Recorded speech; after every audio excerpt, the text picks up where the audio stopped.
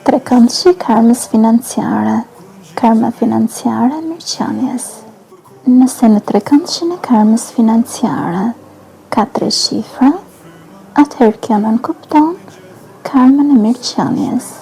Kjo tregon një karmë të mirë financiare. Në trashëgimin gjenetike të tij dhe jo detyrimisht nga perardhësit e njohur, është e mbartur aftësia për të jetuar në prosperitet. Kjo tregon se personi vjen në këtë botë me të dhëna të mira financiare që përfshin aftësinë dhe mundësinë.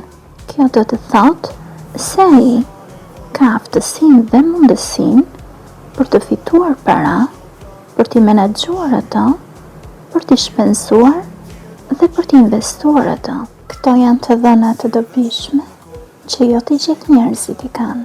Të tillë persona munden të administrojnë shumë të mëdha financiare. Nëse paraardhësit e tij dinin të jetonin një jetë të pasur, të fitonin pasuri dhe t'i menaxhonin ato, kjo do të thotë se edhe ky person mundet.